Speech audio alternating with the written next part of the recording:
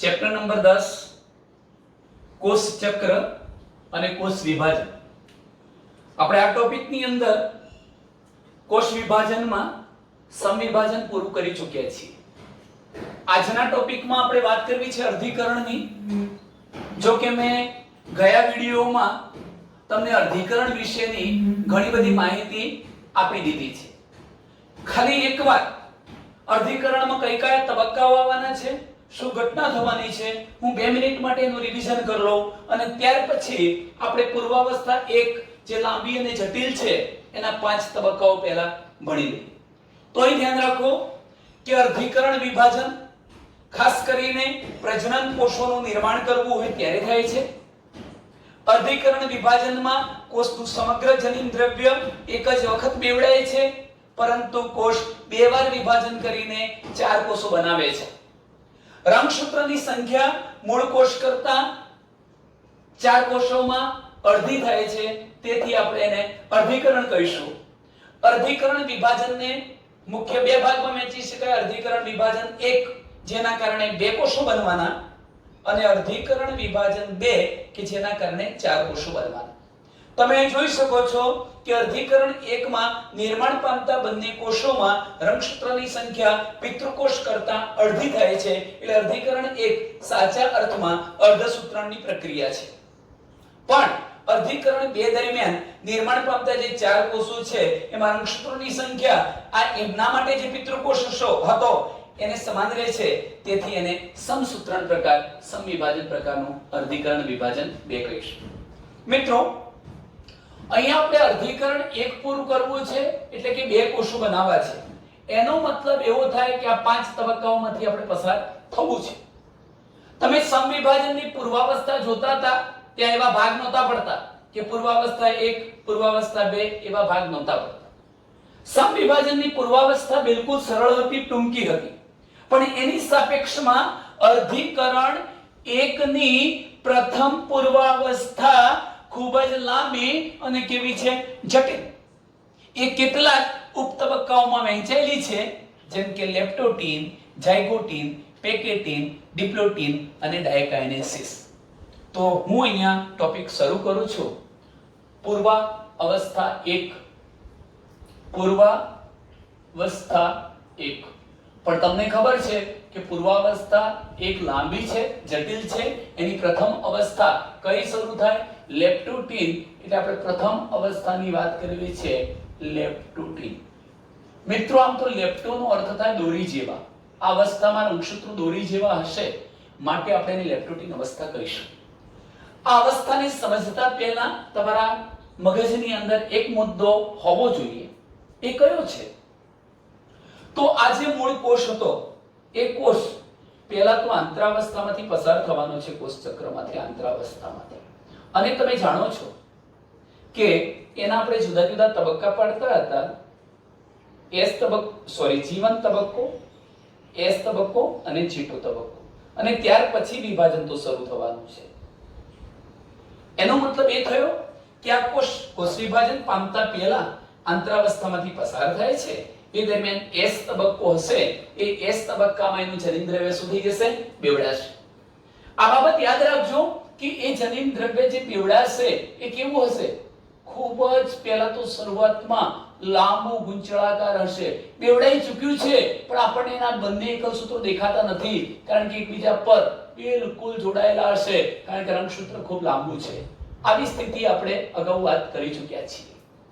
પણ એ પણ કહી દઉં કે જેવી પ્રથમ પૂર્વાવસ્થા શરૂ થાય, તમને મિત્રો આપણે યાદ હોવું જોઈએ કે સમવિભાજનની પૂર્વાવસ્થાનો અંત આવવો એટલે જ ડાયકાઇનેસિસ અવસ્થા પૂરી થઈ જવી. આના અનુસંધાનમાં એવું કહી શકાય, સમવિભાજનમાં પૂર્વાવસ્થાના અંતમાં જે ફેરફારો થતા હતા, અર્ધીકરણમાં એ જ બધા ફેરફારો કઈ અવસ્થા સુધીમાં થઈ જશે? ડાયકાઇનેસિસ અવસ્થા સુધીમાં થઈ જવાના છે. તો હવે હું આકૃતિ દ્વારા આ ઘટનાને સમજાવવા પ્રયત્ન કરું છું.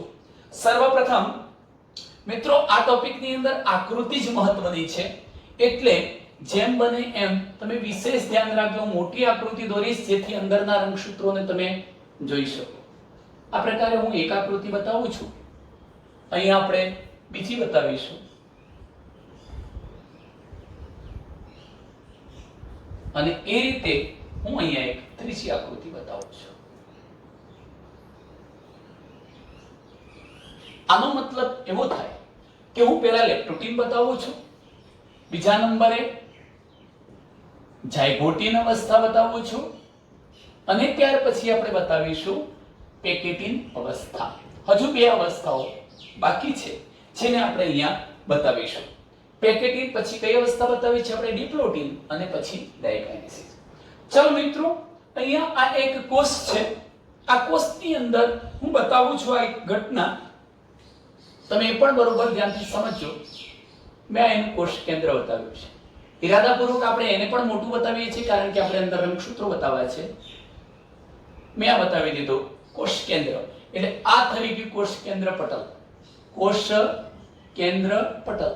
નામ નિર્દેશન ન કરીએ તો પણ ચાલશે કારણ કે આપણને અગાઉની બાબતો ખ્યાલ છે. આ શું થશે? આ કોષ કેન્દ્ર પટલ થયું તો આ કોષ રસ પટલ અથવા કોષરસ સ્તર થવાનું. સારું, હવે તમે જોઈ શકો છો કે આંતરાવસ્થાનો એસ તબક્કો આવ્યો હશે એ દરમિયાન તારા કેન્દ્ર બેવડાયું હશે. એટલે આ એક તારા કેન્દ્ર છે એ બેવડાયું તો આ બીજું તારા કેન્દ્ર બતાવી દીધું.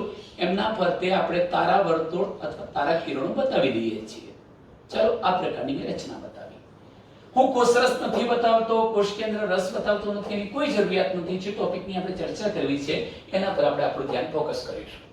એક મહત્વનો પોઈન્ટ એ છે મિત્રો કે જેમ હું સમવિભાજનની ઘટના સમજાવવા માટે માત્ર 3 રંગસૂત્રોને લેતો હતો કારણ કે આપણે 46 દોરવા મુશ્કેલ પડે, હું અહીંયા અર્ધીકરણની પ્રક્રિયાને સમજાવવા માટે જો 3 રંગસૂત્રો લઉં તો છેલ્લા બધા ચારે ચાર કોષમાં દોઢ રંગસૂત્ર અને એવું થોડુંક અજુગતું લાગે.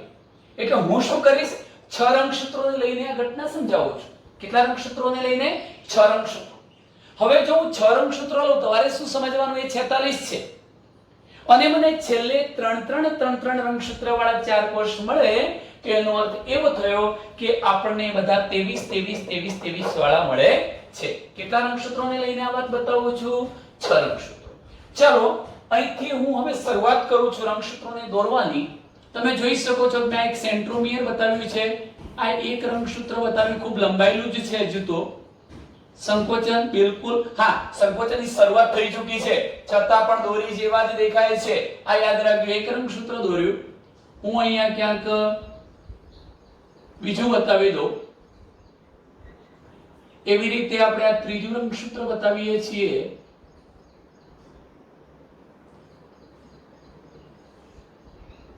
ચોથું, પાંચમું રંગસૂત્ર અને આ દોરી દીધું આપણે છઠ્ઠું રંગસૂત્ર. મેં 6 રંગસૂત્રો બતાવ્યા છે. સાથે સાથે હું અહીંયા કોષ કેન્દ્રિકા પણ બતાવું છું.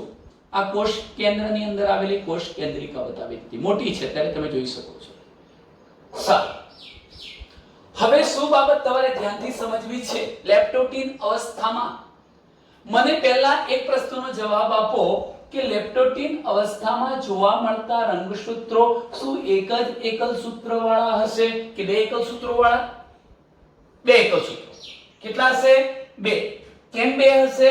કારણ કે એસ તબક્કામાં જનીન્દ્રમ્યનું સ્વયંજનન થયું છે. એટલે હકીકતની અંદર આની અંદર કેટલા એકલ સૂત્રો હશે?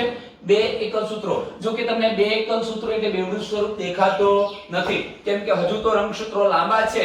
હા, એના ઘનીકરણની તો શરૂઆત થઈ ચૂકી છે. સંકોચનની શરૂઆત તો થઈ ચૂકી છે.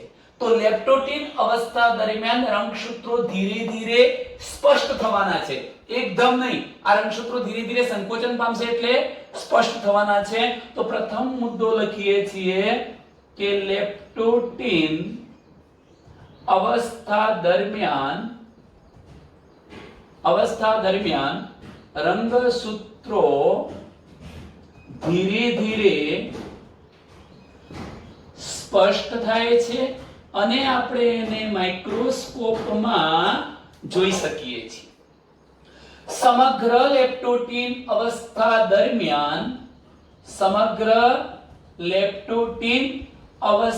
દરમિયાન રંગસૂત્રોનું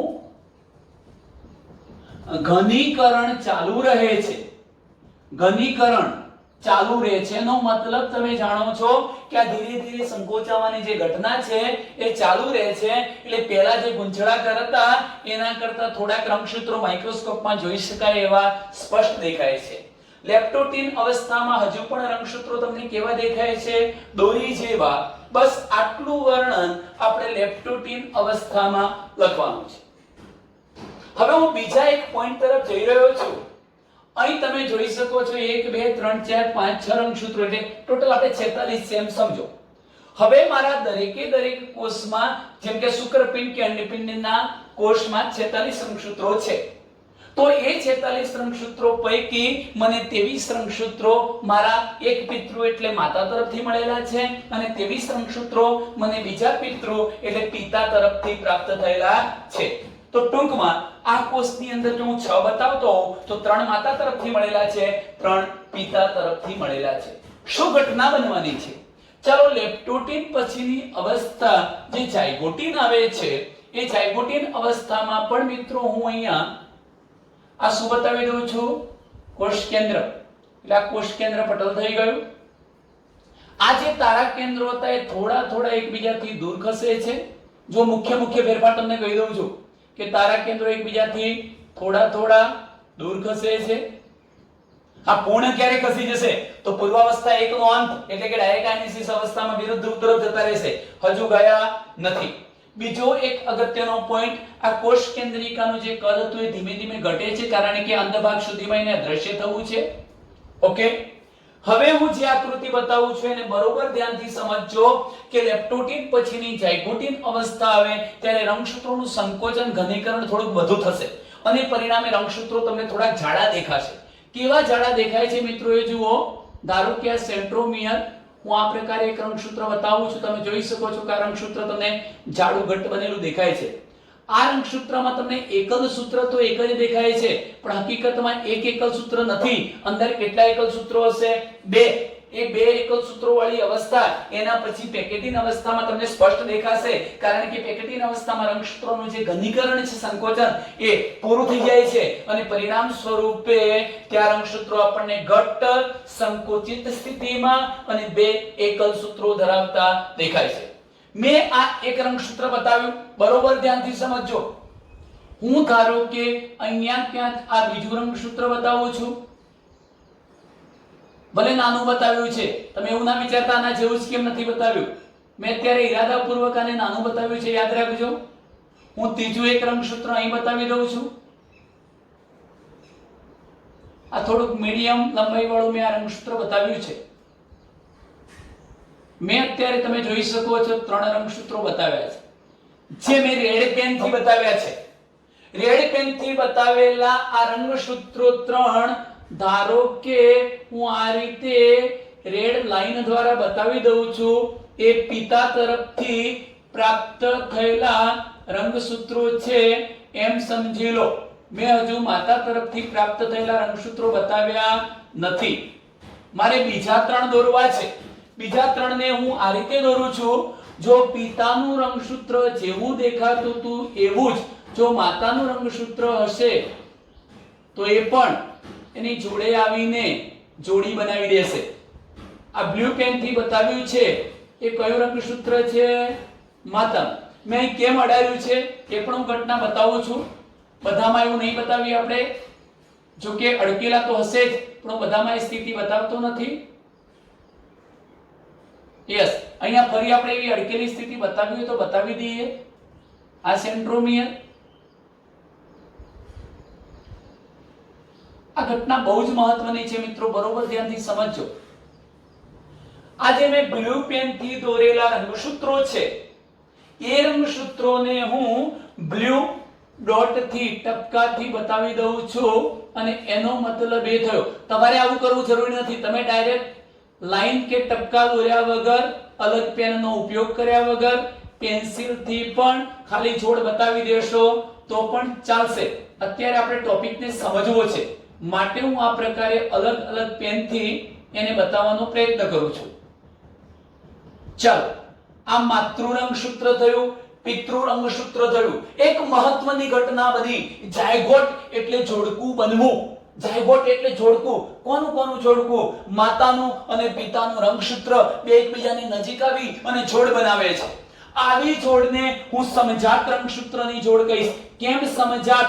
એનું પણ એક રીઝન છે કે જેવું પિતાનું રંગસૂત્ર હતું એવું જ એટલી જ લંબાઈ ધરાવતું અને એવું જ બાહ્ય સ્વરૂપ ધરાવતું બીજું માતાનું રંગસૂત્ર એની નજીક આવીને જ્યારે જોડી બનાવે ત્યારે એને આપણે સમજાત રંગસૂત્રની જોડી કહીએ છીએ. તો આ શું બની ગયું? સમજાત રંગસૂત્રની જોડ. કેટલી બની બેટા? આ 1 2 અને 3 સમજાત રંગસૂત્રની જોડ. એવી ટોટલ કેટલી હશે કોષમાં? 23 સમજાત રંગસૂત્રની જોડ બને છે.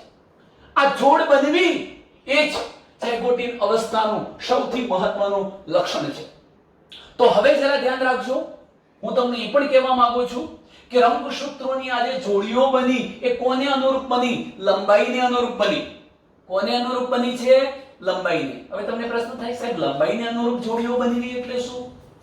હું એમ કહેવા માંગુ છું પિતાનું એક રંગસૂત્ર લાંબુ છે તો એની જોડે માતાનું એટલી જ લંબાઈ ધરાવતું રંગસૂત્ર આવીને જોડી બનાવશે.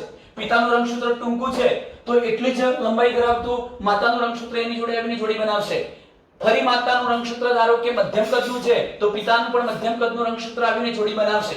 આનો મતલબ એવો થયો કે આ જે જોડીઓ બને છે, જો મુદ્દો લખું છું કે રંગસૂત્રોની લંબાઈને આધારે સમજાત રંગસૂત્રોની એટલે માતા અને પિતાના સરખા દેખાતા જે રંગસૂત્રો હતા એ રંગસૂત્રોની જોડીઓ બને છે. આ મહત્વનો પોઈન્ટ ઝાયગોટિન અવસ્થામાં. આ અવસ્થામાં એક મારે મહત્વની બીજી ઘટનાની વાત કરવી છે. મિત્રો આને બરોબર ધ્યાનથી સમજજો. હું ધારો કે આ આકૃતિને સાદી આમ બતાવી શકતો હતો, આ પ્રકારે બતાવી શકતો હતો. તમે ધ્યાન રાખજો બરોબર. આવી રીતે બતાવી શકતો હતો પણ મેં નથી બતાવી. આ પ્રકારે સાદી આકૃતિ આપણે દોરી શકતા હતા જોડીવાળી, પણ આપણે આવી નથી દોરી. એની જગ્યાએ આપણે આકૃતિ કેવી દોરી છે એ તમે જુઓ. આપણે આ પ્રકારની આકૃતિ દોરી છે, આવું કર્યું છે અને પછી એની સાથે બીજું જે માતાનું રંગસૂત્ર હતું એને ક્યાંક આ રીતે જાણે અડકી ગયું, એકબીજા પર અમળાયું હોય, થોડું પાર્શ્વ બાજુએ ખાલી અડી ગયું છે એવી રચના બતાવી છે મેં. આ જે ઘટના છે એને શું કહેવાય? આખા સંકુલને શું કહેવાય એ પણ હું નામ આપું છું. એ પહેલા એક મુદ્દો કહી દઉં કે દરેક રંગસૂત્ર એક એકલ સૂત્ર ધરાવતું દેખાય છે. હકીકતમાં બે એકલ સૂત્ર વાળવો છે પણ અહીં બે રંગસૂત્રો ભેગા થયા છે એટલે આખું જૂથ. જોજો આ અવસ્થામાં રંગસૂત્રોનું સમજાત રંગસૂત્રોનું જે જૂથ હતું એ તમને દેખાય છે દ્વિસૂત્રી. એક ને એક બે, કારણ બે રંગસૂત્રોમાં એક એક એકલ સૂત્ર દ્વિસૂત્રી, પણ હકીકતમાં એ કેવું હોય છે? ચતુસૂત્રી. કેમ ચતુસૂત્રી થયું બેટા એ પણ તમે જાણો છો. આમાં બે એકલ સૂત્રો હતા, આમાં બે એકલ સૂત્રો હતા એટલે સમજાત રંગસૂત્રોની આખી જોડી તમને હકીકતમાં કેવી દેખાશે? ચતુસૂત્રી. અત્યારે દેખાય છે દ્વિસૂત્રી, પણ ધીરે ધીરે જ્યારે તમે પેકેટિંગ અવસ્થામાં જશો ત્યારે આ જોડ તમને કેવી દેખાશે? ચતુસૂત્રી દેખાશે. કેમ ચતુસૂત્રી? કારણ કે દરેક રંગસૂત્રની અંદર એકલ સૂત્રો કેટલા આવેલા હશે? બે આવેલા હશે. ખબર પડે છે એટલે સુધી? હવે જરા ધ્યાન રાખજો. આ મુદ્દો સમજાવું છું કે માતાનું અને પિતાનું બંને રંગસૂત્રો એકબીજાની નજીક આવે છે. યાદ રાખજો, આ નજીક આવીને સમજાત રંગસૂત્રની જે જોડી બનાવે આ ઘટનાને સાયનેપ્સિસ કહેવાય. શું કહેવાય? માતા અને પિતાના રંગસૂત્રો એકબીજાની નજીક આવી જોડી બનાવે એ ઘટનાને સાયનેપ્સિસ કહે છે. શું કહેવાય છે? સાયનેપ્સિસ. તમે આ અવસ્થાનો ઇલેક્ટ્રોન માઇક્રોસ્કોપમાં અભ્યાસ કરો એટલે એમ કહેવાય કે આ અવસ્થાનો ઇલેક્ટ્રોન માઇક્રોસ્કોપ એ બતાવે છે કે રંગસૂત્રીય સાયનેપ્સિસ એક જટિલ રચનાનું નિર્માણ કરે છે. જો લખું છું રંગસૂત્રીય સાયનેપ્સિસ એક જટિલ રચનાનું નિર્માણ કરે છે જેને આ જે જટિલ રચના બને છે એને સિનેપ્ટોનિમલ સંકુલ કહેવાય. શું કહેવાય છે? સિનેપ્ટોનિમલ સંકુલ. હવે સિનેપ્ટોનિમલ સંકુલ ક્યાં છે બતાવું તમને. બરોબર ધ્યાનથી સમજી લો આટલી ઘટના કે હું ઝાયગોટિન અવસ્થામાં દેખાતા રંગસૂત્રોનો ઇલેક્ટ્રોન માઇક્રોસ્કોપમાં અભ્યાસ કરું. ઇલેક્ટ્રોન માઇક્રોસ્કોપની કેપેસિટી ઘણી બધી છે અને પરિણામ સ્વરૂપે એમની વચ્ચે કેવું જટિલ જોડાણ છે, આ પાર્શ્વીય જોડાણ કેવું થયેલું છે.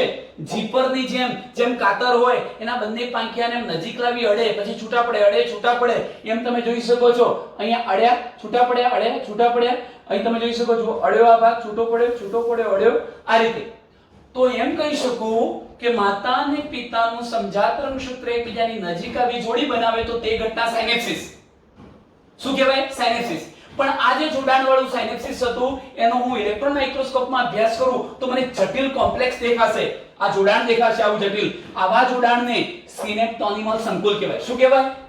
સિનેપ્ટોનિમલ સંકુલ. હકીકતમાં બેટા તમને કહું કે જ્યારે આપણે પેક્ટિન અવસ્થામાં એનો અભ્યાસ કરશું ને ત્યારે આ ખરેખર બે નહીં હોય, ચતુસૂત્રી હશે અને પાછળના રંગસૂત્રના એકલ સૂત્રો વચ્ચે વ્યતિકરણ થવાનું, જનિદ્રવ્યની ફેરબદલ એટલે એકબીજા પર મળાયેલા હશે એટલે એવી જટિલ રચના દેખાય છે ઇલેક્ટ્રોન માઇક્રોસ્કોપમાં. એટલે આપણી બુકમાં એવો શબ્દ લખેલો છે કે આ અવસ્થાનો ઇલેક્ટ્રોન માઇક્રોસ્કોપ એ બતાવે છે કે રંગસૂત્રીય સાયનેપ્સિસ, આ જોડાવું રંગસૂત્રીય સાયનેપ્સિસ એ એક જટિલ રચનાનું નિર્માણ કરે છે જેને સિનેપ્ટોનિમલ કોમ્પ્લેક્સ અથવા સંકુલ કહે છે, જેનું નિર્માણ જોડમાં રહેલા સમજાત રંગસૂત્રો દ્વારા થાય છે. આ સિનેપ્ટોનિમલ જે સંકુલ બન્યું એ કોના દ્વારા થયું?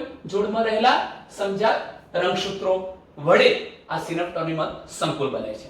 જે દ્વિસૂત્રી કે ચતુસૂત્રી, હવે શું લખ્યું હતું બેટા અહીંયા?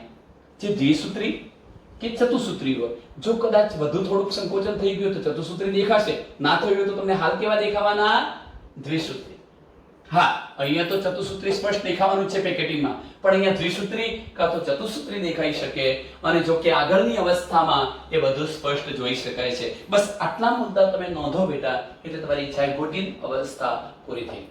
હવે એક લાંબી અને મહત્વની અવસ્થા બિલકુલ સરળ છે, તમે વ્યવસ્થિત ધ્યાન રાખજો. તો એ અવસ્થાનો આપણે અભ્યાસ કરીએ છીએ અને એ અવસ્થા છે પેકેટિન અવસ્થા. ચલો આકૃતિમાં બતાવું છું. આ શું દોર્યું છે? મેં કોષ કેન્દ્ર એટલે કે કોષ કેન્દ્ર પટલ દોરી દીધું છે. તમે જોઈ શકો છો બંને તારા કેન્દ્રો વિરુદ્ધ ધ્રુવો તરફ જવા જઈ રહ્યા છે. આટલે સુધી આવી ચૂક્યા છે ખસતા ખસતા. સાથે સાથે આ કોષ કેન્દ્રિકાનું જે કદ હતું એ પણ બિલકુલ નાનું થઈ ચૂક્યું છે, કારણ કે એને પૂર્વાવસ્થાના અંત સુધીમાં એટલે ડાયકાઇનેસિસ અવસ્થામાં નાશ પામી જવું છે.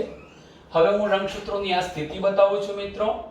જોજો, પહેલો મુદ્દો એ કહી શકાય કે પેકેટિન અવસ્થામાં, લખું છું ચાલો, કે પેકેટિન અવસ્થામાં રંગસૂત્રોનું ઘનીકરણ પૂર્ણ કક્ષાએ પહોંચી જાય છે, પૂર્ણ થાય છે. રંગસૂત્રોનું જેટલું સંકોચન થવું હતું એટલું રંગસૂત્રોનું સંકોચન થશે.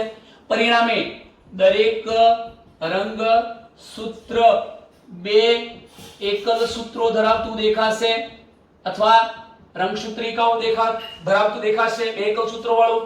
પરિણામે સમગ્ર જૂથ જે પેલું સિનેપ્ટોનિમલ સંકુલ હતું, સમગ્ર જૂથ ચતુસૂત્રી દેખાશે, કારણ કે દરેક રંગસૂત્ર બે એકલ સૂત્રો વાળું હતું. બે રંગસૂત્રની જોડ મળે ચતુસૂત્રી દેખાય છે. ચલો બતાવી દઈએ છીએ. હું અહીંયા બતાવું છું. આ એક સેન્ટ્રોમિયર બતાવ્યું. જો રંગસૂત્રો સંકોચાયા હતા એટલે ટૂંકા અને જાડા બન્યા છે અને બે એકલ સૂત્રો વાળા દેખાય છે. પિતૃ રંગસૂત્ર બતાવી દીધું.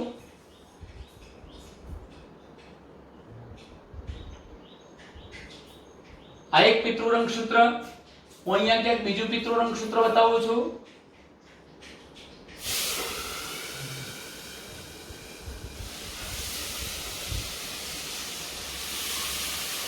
ત્રીજું પિતૃ રંગસૂત્ર અહીંયા બતાવી દઈએ એટલામાં.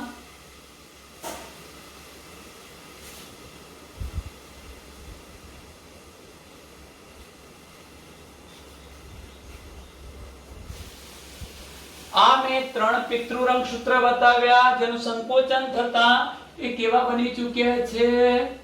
સ્પષ્ટ. આ અવસ્થામાં દરેક રંગસૂત્ર કેટલા એકલ સૂત્રો વાળું તમને દેખાય છે? બે એકલ સૂત્રો વાળું. મેં હજુ માત્ર પિતૃ રંગસૂત્રોને બતાવ્યા છે. માતૃ રંગસૂત્ર બતાવ્યું નથી, એની જોડી રચતું માતૃ રંગસૂત્ર બતાવી દઈએ તો સ્થિતિ શું થાય? ચાલો જોઈ શકો છો કે હવે હું માતૃ રંગસૂત્ર બતાવું છું, એના જેવું જ દેખાતું આ માતૃ રંગસૂત્ર દોરીશ. સ્થિતિ જુઓ, આ અવસ્થામાં માતૃ રંગસૂત્ર આ રીતે ગોઠવાયેલું છે, જાણે કે ચોકડી પડતી હોય. એને આપણે સ્વસ્તિક ચોકડી કહીશું, એને પુનઃ સંયોજિત ઘંટિકા પણ કહેવાય. બીજું અહીંયા દોરી દઉં છું.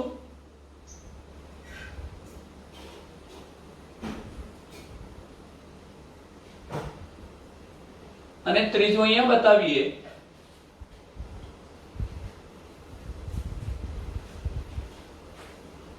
આ પ્રકારની રચના અમે બતાવી છે.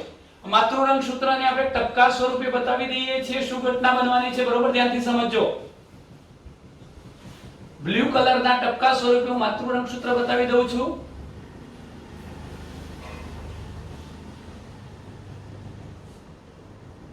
આ અવસ્થામાં તમને સ્પષ્ટ ખ્યાલ આવી ચૂક્યો છે કે રંગસૂત્રના ઘનીકરણ એટલે સંકોચનની પ્રક્રિયા પૂર્ણ કક્ષાએ પહોંચે છે. દરેક રંગસૂત્રનું જૂથ એટલે જે સિનેપ્ટોનિમલ સંકુલ હતું એ હવે તમને ચતુસૂત્રી દેખાય છે. 1 2 3 4 ચતુસૂત્રી દેખાય છે. બે સમજાત રંગસૂત્રોની આ જે અંદરની રંગસૂત્રિકાઓ હતી અથવા એકલ સૂત્રો હતા, એ એકલ સૂત્રો એકબીજા પર અમળાયેલા દેખાય છે. એનો મતલબ બેટા એ થાય કે પિતાના રંગસૂત્ર અને માતાના રંગસૂત્ર વચ્ચે વ્યતિકરણની પ્રક્રિયા થાય છે. સમજાત રંગસૂત્રોની રંગસૂત્રિકાઓ વચ્ચે, રંગસૂત્રિકાઓ ન કહેવું તો એકલ સૂત્રો વચ્ચે વ્યતિકરણની ઘટના થાય છે. તમે એ પણ જાણો છો વ્યતિકરણ એટલે શું? તો સમજાત રંગસૂત્રો વચ્ચે જનીન દ્રવ્યની આપલે લેવડ દેવડ થાય છે. એનો મતલબ કે પિતાના રંગસૂત્રમાંથી જનીન દ્રવ્યનો કેટલોક ભાગ માતાના રંગસૂત્રમાં અને માતાના રંગસૂત્રના જનીન દ્રવ્યનો કેટલોક ભાગ પિતાના રંગસૂત્રમાં અદલાબદલી પામી જાય છે. આ ઘટનાને વ્યતિકરણ કહેવાય. ટૂંકમાં સમજાત રંગસૂત્રોમાં પિતૃ અને માતૃ રંગસૂત્રના એકલ સૂત્રો વચ્ચે જનીન દ્રવ્યોની લેવડ દેવડને શું કહેવાય? વ્યતિકરણની ઘટના. અને પરિણામે રંગસૂત્રોનું જે મૂળ બંધારણ હતું એ થોડું બદલાઈ જવાનું છે, એનું જનીનિક બંધારણ બદલાવાનું છે. માટે શું તમે વિચારો છો કે જે પ્રજનન કોષો બનવાના એ પણ ભિન્ન જનીન જોડાણવાળા બનવાના, અને પરિણામે જે સંતતિ બનવાની એ પણ પિતૃઓ કરતા થોડી કેવી બનવાની? લક્ષણોના અનુસંધાનમાં જુદી બનવાની. ચાલો અહીં મહત્વનો પોઈન્ટ શું થયો? હજુ બેટા મારે એક વાક્ય એ પણ કહેવું છે. તમને એમ થશે કે આ જે આ ચોકડી જેવી રચના જોવા મળી એને આપણે સ્વસ્તિક, સાથીઓ દોર્યો હોય સ્વસ્તિક ચોકડીઓ કહીશું. એને એવું ન કહેવું હોય તો તમે પુનઃ સંયોજિત ઘંટિકા પણ કહી શકો. હવે યાદ રાખો, આ સ્વસ્તિક ચોકડીઓનું દેખાવું કે પુનઃ સંયોજિત ઘંટિકાઓનું દેખાવું, એકબીજા પર ચોકડી જેવી રચના, એને શું કહેવાય? આ પેકેટિન અવસ્થાનું મહત્વનું લક્ષણ. તમારે પેકેટિન અવસ્થાને ઓળખવી છે તો તમે તરત શાના પરથી ઓળખી શકો?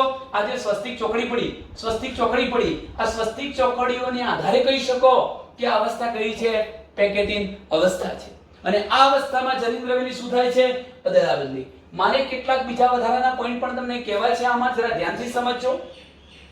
તમને એક વધારાનો પ્રશ્ન એ કહી દઉં કે શું સ્વસ્તિક ચોકડીઓ કેટલી હોય? તો બેટા જેટલું રંગસૂત્ર વધુ લાંબુ, જો અહીં સાઈડમાં દોરું છું, આ મેં એક રંગસૂત્ર દોર્યું. આ રંગસૂત્રના એકલ સૂત્રો ખૂબ લાંબા છે, તમને બતાવી દઉં. આ રીતે આ રંગસૂત્ર લાંબુ દોર્યું અને હવે હું એની સાથે માતૃ રંગસૂત્ર અહીં દોરું છું. તમે જોઈ શકશો આખી પરિસ્થિતિ. મેં શું કર્યું છે ધ્યાનથી સમજતા રહેજો. રંગસૂત્રની લંબાઈ જેટલી વધુ તેટલી તમને સ્વસ્તિક ચોકડીઓ વધુ દેખાશે. જો એક ચોકડી, બીજી, ત્રીજી, ચોથી, પાંચમી, છઠ્ઠી, સ્વસ્તિક ચોકડીઓની સંખ્યા કઈ બાબત પર આધાર રાખે છે? રંગસૂત્રોની લંબાઈ પર જેટલા રંગસૂત્રો વધુ લાંબા તેટલી સ્વસ્તિક ચોકડીઓ વધુ અને રંગસૂત્રો જેટલા ટૂંકા એટલી સ્વસ્તિક ચોકડીઓની સંખ્યા કેવી ઓછી. સ્વસ્તિક ચોકડીઓ શું છે? સાનું સ્થાન છે જ્યાં વ્યતિકરણ થાય છે, જ્યાં જનીન દ્રવ્યની લેવડ દેવડ થાય છે એવું સ્થાન છે. તો ચાલો એક મહત્વનો મારે બીજો પોઈન્ટ પણ તમને કહેવો છે કે જો મારે પિતાના જનીન દ્રવ્યનો ટુકડો કરી માતાના જનીન દ્રવ્ય સાથે જોડી દેવો છે અને માતાના રંગસૂત્રના જનીન દ્રવ્યનો ટુકડો કરી પિતાના રંગસૂત્રના જનીન દ્રવ્ય સાથે જોડી દેવો છે તો આ જોડવા માટે કેટલાક ઉત્સેચકોની જરૂર પડવાની છે. જેમ કે રીકોમ્બિનેજ જેવા ઉત્સેચકો અહીંયા મહત્વના હશે. એક શબ્દ લખું છું, આ ઉત્સેચકીય પ્રક્રિયા છે, ઉત્સેચકો વડે થતી પ્રક્રિયા. રીકોમ્બિનેજ એટલે જોડાણ કરી આપતા ઉત્સેચકોની પણ અહીંયા જરૂરિયાત રહે છે. ચાલો બેટા, હવે હું પેકેટિન અવસ્થાનું એક થોડું ઉપર છેલ્લું પુનરાવર્તન કરી દઉં છું. તમે સમજી ચૂક્યા હશો. ચાલો, આ અવસ્થા દરમિયાન તમે જોઈ શકો છો કે દ્વિસૂત્રી રંગસૂત્રોની 4 રંગસૂત્રિકાઓ જુદી પડે છે. ચાલો, આ દ્વિસૂત્રી રંગસૂત્ર તો 1 ને 2 રંગસૂત્રિકાઓ હતી. એકલ સૂત્ર કહેવું હોય તો એક જ એકલ સૂત્ર કહેવાય. રંગસૂત્રિકાઓ કેટલી કહેવાય? 2. તો આ દ્વિસૂત્રી રંગસૂત્રની રંગસૂત્રિકાઓ છૂટી પડી. 1 2 3 4 થઈ ગઈ કે ના થઈ ગઈ? એવું ના આવડે તો એક એકલ સૂત્રની જગ્યાએ હવે 2 એકલ સૂત્રો ધરાવતા રંગસૂત્રો સ્પષ્ટ દેખાય છે. ચાલો બીજા નંબરના પોઈન્ટની વાત કરું છું. પુનઃ સંયોજિત ગંઠિકાઓનું દ્રશ્યમાન થવું એ અવસ્થાની લાક્ષણિકતા છે. મેં લખ્યું છે બેટા, પુનઃ સંયોજિત ગંઠિકાઓ જોવા મળવી એ અવસ્થાનું શું છે? લાક્ષણિકતા છે. સમજાત રંગસૂત્રોના ભિન્ન 2 એકલ સૂત્રો વચ્ચે વ્યતિકરણ થાય છે. ચાલો, આ 2 સમજાત રંગસૂત્રો છે. શું આ બંને એકલ સૂત્રો વચ્ચે જે વ્યતિકરણ થયું એ એક જ રંગસૂત્રના એકલ સૂત્રો છે? ના. આ બાબત સમજો. રંગસૂત્ર સમજાત હતા પણ એક માતાનું હતું બીજું પિતાનું હતું. એટલે સમજાત રંગસૂત્રના 2 જુદા જુદા એકલ સૂત્રો વચ્ચે વ્યતિકરણ થયું. પિતાના અને માતાના. એકલી માતાના વચ્ચે નહીં, એકલા પિતા નહીં, પિતા અને માતા. સમજાત રંગસૂત્રના 2 ભિન્ન એકલ સૂત્રો વચ્ચે વ્યતિકરણની પ્રક્રિયા થાય છે. વ્યતિકરણ એટલે શું? 2 સમજાત રંગસૂત્રો વચ્ચે જનીન દ્રવ્યની અદલાબદલી થવી. વ્યતિકરણ ઉત્સેચકો દ્વારા નિયંત્રિત ઘટના છે. વ્યતિકરણ દ્વારા 2 રંગસૂત્રોની પર જનીનોનું શું થાય છે? પુનઃ સંયોજન, એકબીજા સાથેનું જોડાણ થાય છે. સમજાત રંગસૂત્રો વચ્ચે પુનઃ સંયોજન પેકેટિન અવસ્થાના અંતમાં પૂર્ણ થઈ જાય છે. આ પેકેટિન અવસ્થા પૂરી થાય એટલે આ સંયોજન પુનઃ સંયોજન થવું તો સ્વસ્તિક ચોકડીઓ બની હતી એ પૂર્ણ થઈ જાય. હવે તો શું થવાનું? જે આશયથી આ માતા અને પિતાના રંગસૂત્રો નજીક આવ્યા હતા જનીન દ્રવ્યની આપલે કરવા માટે, એ બંને હવે એકબીજાથી દૂર ખસવાના. પણ બેટા યાદ રાખો કે જ્યારે આ ડિપ્લોટિન અવસ્થા આવશે એના પછીની તો તમે એવી અપેક્ષા રાખી શકો કે બંને સમજાત રંગસૂત્રો દૂર ખસવાના. તો તમને પ્રશ્ન થાય કે અહીંથી જોડાણ તૂટી જવાનું. હા, કેટલાક કિસ્સામાં જ્યાં સ્વસ્તિક ચોકડીઓ બની હતી, પુનઃ સંયોજન થયું હતું, ત્યાંથી પણ છૂટા પડી જશે અને કેટલાક કિસ્સામાં ભલે ડાયકાઇનેસિસ અવસ્થા પૂર્ણ થાય છતાં પણ ત્યાંથી દૂર થઈ જતા તૂટી જતા નથી. હા, એવું થશે. જો ધારો હું એમ કહું કે આ 2 રંગસૂત્રો એકબીજાની નજીક હતા, હવે ડાયકાઇનેસિસ અવસ્થામાં બંનેના સેન્ટ્રોમિયર આમ દૂર ખસ્યા, પણ છતાંય કેટલીક વાર આમ જોડાણ તો જળવાઈ રહી શકે. સ્વસ્તિક ચોકડીનું જોડાણ જળવે, હા, દૂર પણ થઈ શકે અને કેટલીક વાર જોડાણ પણ જળવાઈ શકે. પણ મહત્વનો ફેરફાર શું થવાનું? બંને રંગસૂત્રો જે નજીક હતા એકબીજાથી શું થઈ જવાના? દૂર ખસવાના. તો હવે હું જે અવસ્થા બતાવું છું, ચલો આ વર્ણનની જરૂરિયાત આપણને અત્યારે નથી, નીચે આપણે આકૃતિ દોરી શકીએ એ હેતુથી હવે આપણે આને કાઢી નાખીશું અને ત્યાર પછી તમે જુઓ કઈ અવસ્થા આપણે શરૂ કરવી છે. પેકેટિન પછીની અવસ્થા કઈ આવે? ડિપ્લોટિન. અને પછીની કઈ? ડાયકાઇનેસિસ અવસ્થા. તો હું 2 આકૃતિઓ બીજી દોરી દઉં છું, તમે જોઈ શકો છો. ચલો આ એક આકૃતિ અહીંયા બતાવું છું મિત્રો. આ રીતે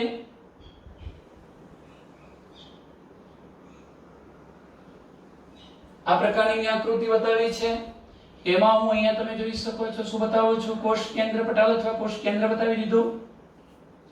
એક ફેરફાર ચાલો લખી નાખીએ. અવસ્થા કઈ છે? 4થા નંબરની, અને અવસ્થાનું નામ છે ડિપ્લોટિન અવસ્થા. તમે જોઈ શકો છો બંને તારા કેન્દ્રો લગભગ વિરુદ્ધ ધ્રુવો તરફ પહોંચવાની તૈયારીમાં છે. હજુ પહોંચી નથી ગયા પણ પહોંચવાની તૈયારીમાં છે. બીજા નંબરનો એક પોઈન્ટ તમને અગત્યનો કહી દઉં છું. અહીં સમજી શકો છો કે કોષ કેન્દ્રિકા જે બિલકુલ નાની અદ્રશ્ય થવાની તૈયારીમાં છે. રંગસૂત્રોમાં શું ફેરફાર થાય છે જોઈ શકો છો. કે હું આ પિતૃ રંગસૂત્ર બતાવું છું.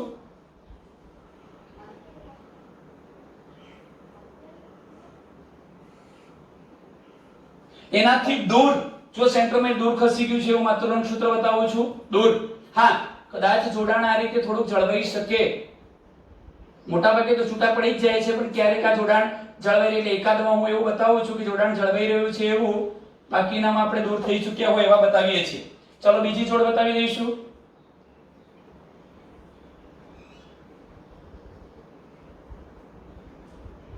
આમાં બંને સમજાત રંગસૂત્રો એકબીજાથી દૂર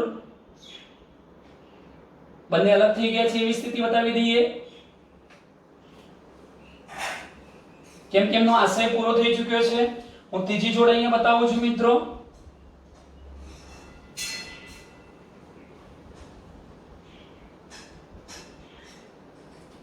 આ દૂર થઈ ચૂક્યું છે, અલગ પણ પડી ચૂક્યા છે એવી સ્થિતિ આપણે બતાવી દઈએ. અહીં ફેરફાર શું થયો એ પણ બતાવી દઈએ.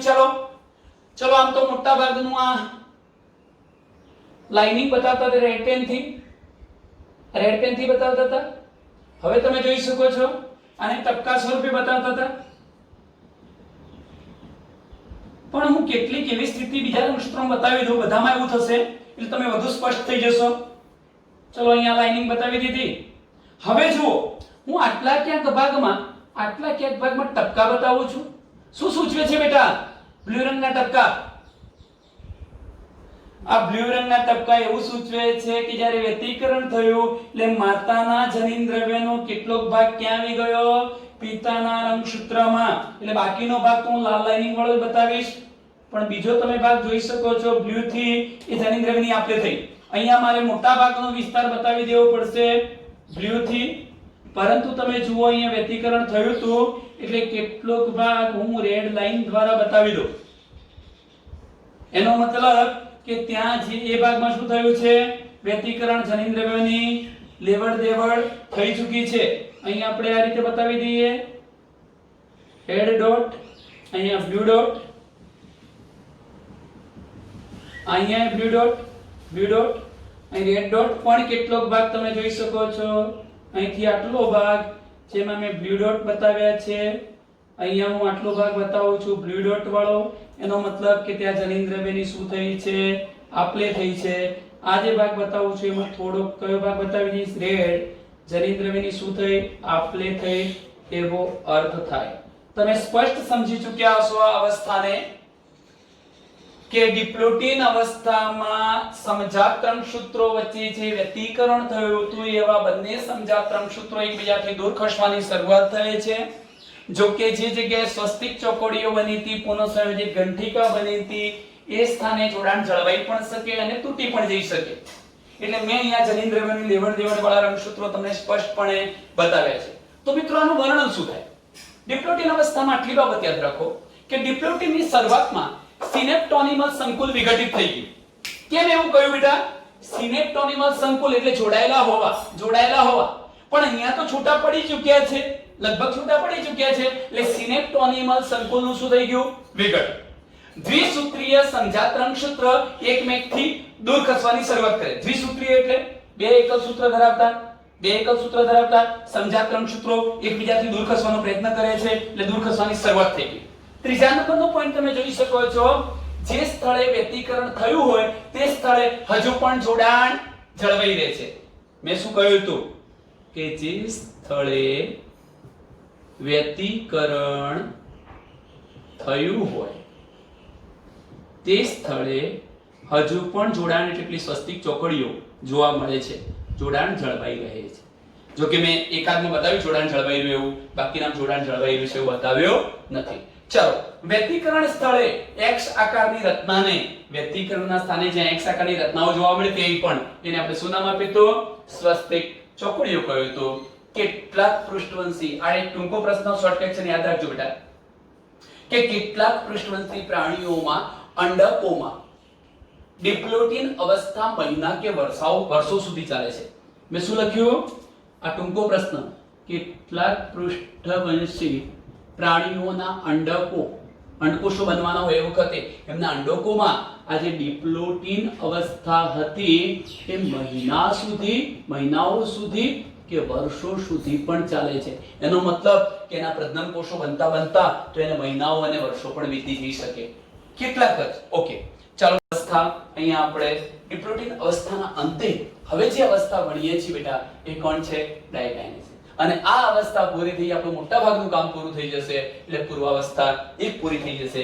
છેલ્લી આકૃતિ યાદ કરો તમે સમવિભાજનને. મેં સમવિભાજનમાં તમને એવું કીધું હતું કે પૂર્વાવસ્થાના અંત સુધીમાં કોષ કેન્દ્ર પટલ સંપૂર્ણપણે વિઘટિત થઈ જાય, નાશ પામી જાય છે. કોષ કેન્દ્રિકા દ્રશ્ય થઈ જાય છે. વિરુદ્ધ ધ્રુવો તરફ તારા કેન્દ્ર પહોંચી જાય છે અને દ્વિધ્રુવીય ત્રાકતંતુઓનું સર્જન કરે છે. આ બધા જ ફેરફારો આપણે અહીંયા નોંધી શકીએ. ચલો આ મેં બતાવ્યો કોષ. હું કોષ કેન્દ્ર પટલ નથી બતાવતો. કેવું બતાવું છું બેટા એ જુઓ કે આ જે કોષ કેન્દ્ર પટલ છે એ શું થયું છે? વિઘટિત, નાશ પામવા જઈ રહ્યું છે, નાશ પામી ચૂકે છે. આ વિઘટન પામી રહ્યું. કોષ કેન્દ્ર પટલનું શું થાય છે? વિઘટન. પહેલો મુદ્દો અગત્યનો. બંને તારા કેન્દ્રો ક્યાં પહોંચી ચૂક્યા છે? વિરુદ્ધ ધ્રુવો તરફ, ઉત્તર અને દક્ષિણ ધ્રુવ તરફ તારા કેન્દ્રો પહોંચી ચૂક્યા છે. આ તારા કેન્દ્રો શું કરે છે? દ્વિધ્રુવીય ત્રાકતંતુઓનું નિર્માણ કરે છે. આ દ્વિધ્રુવીય ત્રાકતંતુ બની ચૂક્યા છે. જો આ દ્વિધ્રુવીય ત્રાકતંતુઓનું સર્જન થઈ ચૂક્યું છે. કોષ કેન્દ્રિકા દ્રશ્ય થઈ ગઈ છે. કોષ કેન્દ્ર પટલ વિઘટિત થઈ ચૂક્યું છે. અને હવે રંગસૂત્રોની સ્થિતિ શું થાય? તમે આ બાબત બરોબર ધ્યાનથી સમજજો. આપણે અવસ્થા કઈ ભણી રહ્યા છીએ? પાંચમી અવસ્થા જેનું નામ છે ડાયકાઇનેસિસ અવસ્થા. આ ડાયકાઇનેસિસ અવસ્થામાં હવે તો રંગસૂત્રો એકબીજાથી દૂર ખસી ગયા હશે. સ્વસ્તિક ચોકડીઓ જે હતી એ પણ ત્યાંથી પણ છૂટા પડી ગયા હશે. એટલે પરિસ્થિતિ હું એવી બતાવું છું. હવે મારે ટપકા કે ડોટ બતાવવાની જરૂરિયાત નથી. ખાલી વ્યતિકરણની ઘટનાને સમજાવવા માટે જ મેં આ પ્રકારની રચના લીધી હતી. જો હવે છૂટા પડી ચૂક્યા છે, એમની વચ્ચે વ્યતિકરણ થઈ ચૂક્યું છે. બ્લુ પેનથી બતાવીશું.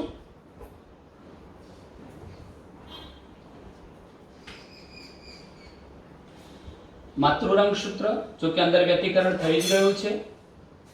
એક જોડ, સોરી, બીજી જોડ બતાવી દઈએ અહીંયા ક્યાંક.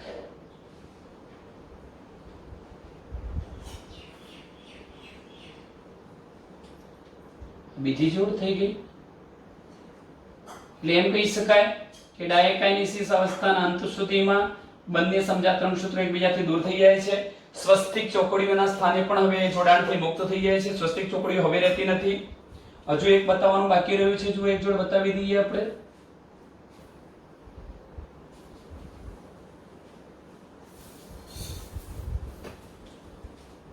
આ રીતે બતાવી શકીએ.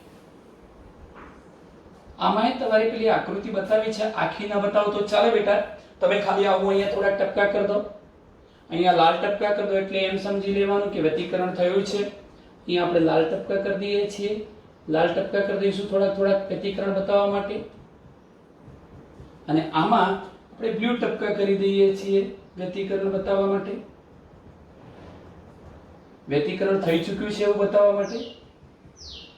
ચાલો, આટલે સુધી તમને ખ્યાલ આવી ચૂક્યો છે. આ ડાયકાઇનેસિસ અવસ્થા થઈ ગઈ.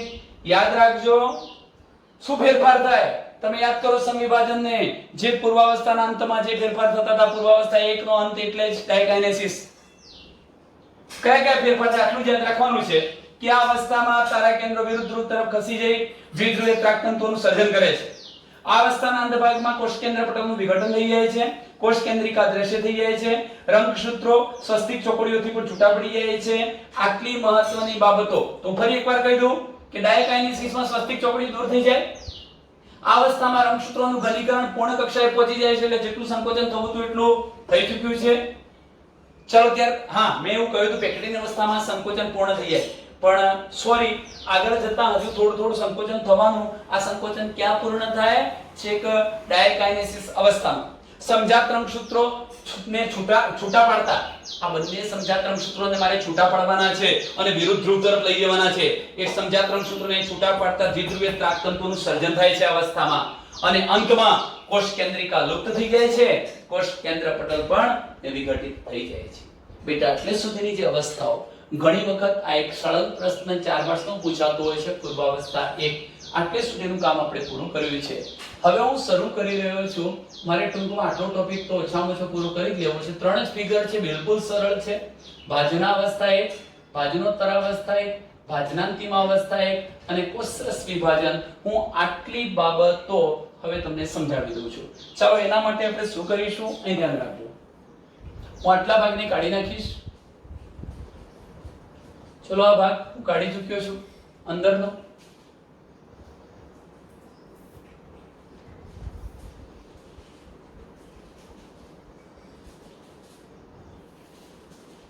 અને આ છેલ્લી આકૃતિ છે એટલા માટે આપણે રવા દઈએ કે જેથી કરીને આકૃતિને જોઈને લક્ષ્યમાં રાખીને આપણે આગળની ઘટનાનો અભ્યાસ કરી શકીએ. ચલો આ બતાવી દઈએ. અહીં જરા ધ્યાન રાખજો. એના સિવાયની આકૃતિમાં આપણે કાઢી નાખીશું. ઓકે.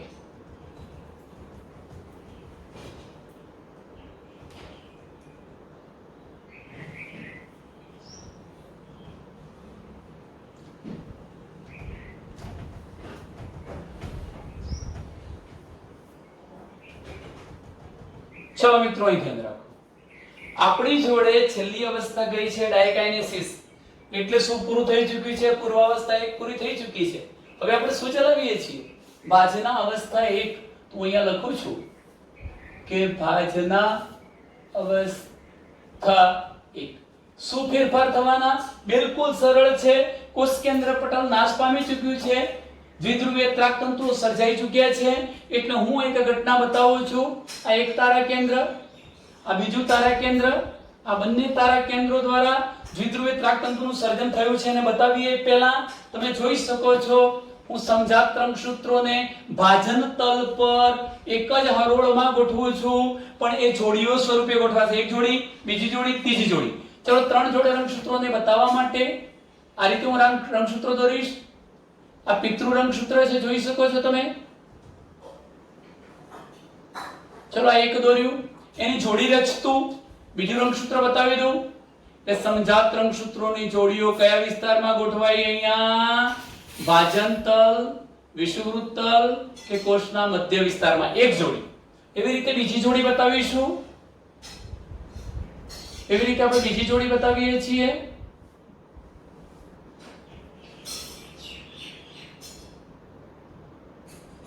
પિતૃ રંગસૂત્ર હું બતાવી દઉં છું અહીંયા માતૃ રંગસૂત્ર.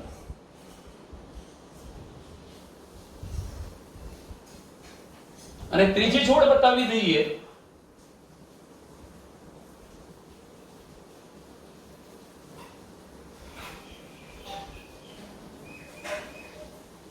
પિતૃ રંગસૂત્ર અને હું બતાવી દઉં છું.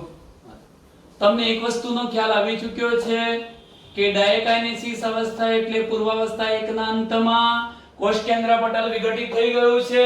માટે રંગસૂત્રોની બધી જ જોડીઓના સેન્ટ્રોમિયર ગતિ કરીને કોષના વિષુવવૃત્તલ, ભાજનતલ પર 2 હરોળમાં એક અને બીજી 2 હરોળમાં ગોઠવાય છે. જોડીઓ સ્વરૂપે ગોઠવાય છે. હવે તમે જોઈ શકો છો આ દ્વિધ્રુવીય ત્રાકતંતુઓ સર્જાયા હતા. એ શું કરશે? તો આ દ્વિધ્રુવીય ત્રાકતંતુઓ સેન્ટ્રોમિયર સાથે જોડાય છે. આ રીતે જોડાય. સેન્ટ્રોમિયર સાથે જોડાય છે. અહીં ક્યાંય સેન્ટ્રોમિયરનું વિભાજન નથી થવાનું આ અવસ્થામાં, યાદ રાખજો. ચાલો મિત્રો, આ પ્રકારની જે અવસ્થા થઈ એને ભાજના અવસ્થા કહેવાય. તો ભાજના અવસ્થાનું વર્ણન શું થાય? કે ડાયકાઇનેસિસ અવસ્થા એટલે પૂર્વાવસ્થાના અંત ભાગમાં કોષ કેન્દ્ર પટલનું વિઘટન થાય છે. સાથે સાથે દ્વિધ્રુવીય ત્રાકતંતુઓ સેન્ટ્રોમિયર સાથે જોડાય છે. બધાના સેન્ટ્રોમિયર ગતિ કરીને કોષના મધ્ય વિસ્તારમાં ગોઠવાય છે. કોષના મધ્ય વિસ્તારમાં રંગસૂત્રો જોડીઓ સ્વરૂપે ગોઠવાય છે. પિતૃ રંગસૂત્ર એક ધ્રુવ તરફ, માતૃ રંગસૂત્ર બીજા ધ્રુવ તરફ ગોઠવાય. આ અવસ્થાને ભાજના અવસ્થા 1 કહેવાય. ચલો ભાજના અવસ્થા 1 પછી શું આવ્યું? ભાજનોત્તર અવસ્થા. એમાં શું થાય તમે જાણો છો એ દ્વિધ્રુવીય ત્રાકતંતુઓનું સંકોચન થાય છે. જો દ્વિધ્રુવીય ત્રાકતંતુઓનું સંકોચન થાય તો તમને એ પણ ખબર છે કે જે સંજાત રંગસૂત્રની જોડી રચતા રંગસૂત્રો હતા વિરુદ્ધ ધ્રુવો તરફ ખસી જવાના છે. કેવી રીતે જોઈ શકો છો તમે?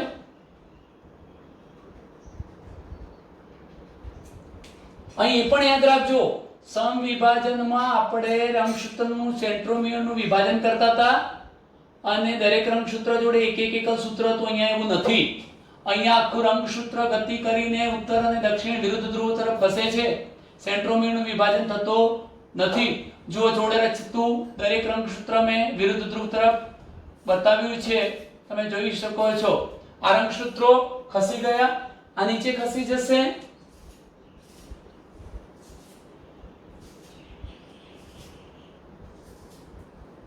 આવું કેમ થયું છે? સેન્ટ્રોમિયર વિરુદ્ધ ધ્રુવ તરફ ખસ્યા છે. પાછળનું કારણ શું? રંગસૂત્રો ખસ્યા છે બંને ધ્રુવ તરફ, એનું કારણ શું? તો આપણે એ પણ ઘટના જાણીએ છીએ કે ભાજનોત્તરાવસ્થા 1 માં લખું છું બેટા અહીંયા, ભાજનોત્તરાવસ્થા 1 માં આ દ્વિધ્રુવીય જે ત્રાકતંતુઓ હતા એનું સંકોચન થાય છે. જે લાંબા હતા એનું સંકોચન થઈ ગયું, ટૂંકા બની ગયા, અને ટૂંકા બનતા એ દ્વિધ્રુવીય ત્રાકતંતુઓ સેન્ટ્રોમિયર સાથે જોડાયેલા હોવાથી એ ટૂંકા બનતા બંને જોડી રચતા બંને રંગસૂત્રો વિરુદ્ધ ધ્રુવ તરફ ખસવાની શરૂઆત થઈ જાય છે. ભાજનોત્તરાવસ્થામાં તમે જોશો તો દરેક ધ્રુવ પર 3 રંગસૂત્રો જોવા મળશે, જે મૂળ કોષમાં હતા એના કરતા અડધા. હવે શું આવ્યું બેટા? ભાજનાંતિમાવસ્થા છેલ્લી અવસ્થા. એ યાદ રાખજો, ભાજનાંતિમાવસ્થામાં શું થાય છે? મેં તમને એ પણ કહ્યું હતું કે પૂર્વાવસ્થાનાથી ઉલટું, પૂર્વાવસ્થાથી ઉલટી છે અંત્યાવસ્થા. એમાં દ્વિધ્રુવીય ત્રાકતંતુઓ નાશ પામી જવાના છે. કોષ કેન્દ્ર પટલનું નિર્માણ થવાનું છે. ધારો કે આની ફરતે આ રંગસૂત્રોની ફરતે અહીંયા કોષ કેન્દ્ર પટલ બની જાય છે, એવું બતાવો. મેં આ કોષ કેન્દ્ર પટલ એક બતાવી દીધું છે.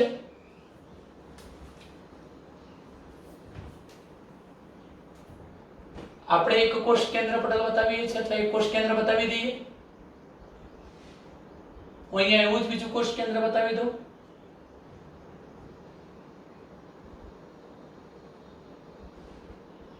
અમે બે કોષ કેન્દ્રો બતાવ્યા છે.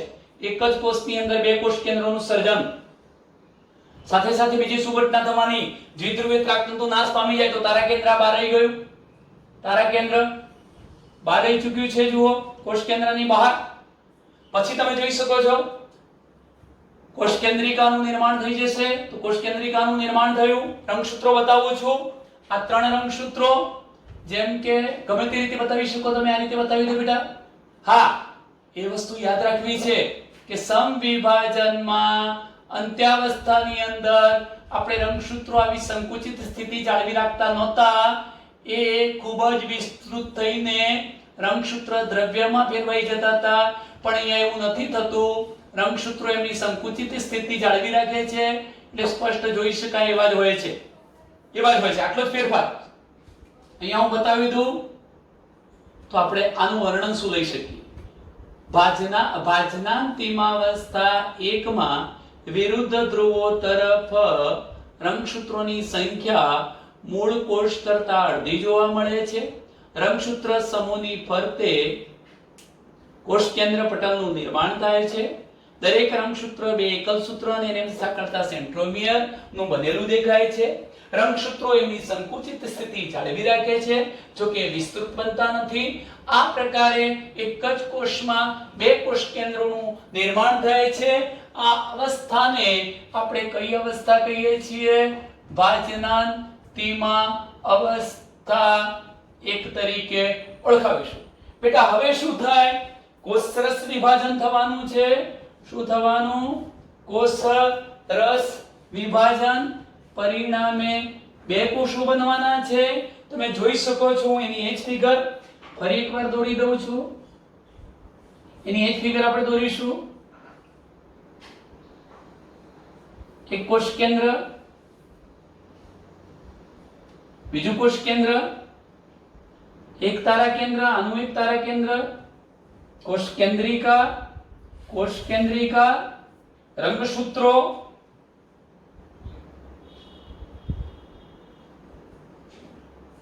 महत्वनो टर्निंग पॉइंट શરૂ થશે આટલું યાદ રાખજો. તારા કેન્દ્ર અત્યારે એક જ છે અને ફરી કોષને વિભાજન કરવું હોય તો બે તારા કેન્દ્રની જરૂર પડવાની છે. બીજું ક્યાંથી આવવાનું છે સમજાવીશ. અહીં જુઓ,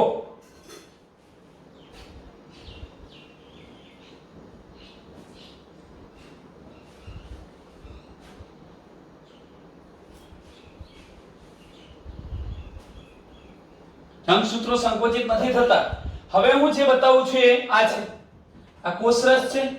જો કોષરસનું વિભાજન થાય તો જ એકમાંથી કેટલા કોષો બની જાય? બે કોષો બની જશે. એક કોષમાંથી બે કોષ બનાવવાના છે. તમે જાણો છો કે ઉપસંકોચનની ઘટના પ્રાણી કોષમાં ક્યાંથી થશે? પરિવિસ્તારથી શરૂ થવાની અને પરિણામે એકમાંથી ધીરે ધીરે આખા જંગલ તરફ જતા એકમાંથી બે કોષો બને છે. આની જરૂરિયાત નથી, આપણે એને કાઢી લઈએ. હવે જોજો મિત્રો, અહીંયા કોષરસ વિભાજન પૂર્ણ થતા બે કોષ બને. શું યાદ રાખીશું? કોષ વિભાજન થતા બે કોષો બને છે. બંને બતાવી દઈએ આ પ્રકારે. જેમ કે આ એક કોષ છે, આ બીજો કોષ દોરીશું. બે કોષો આપણે બતાવ્યા. બે કોષો બતાવી દીધા.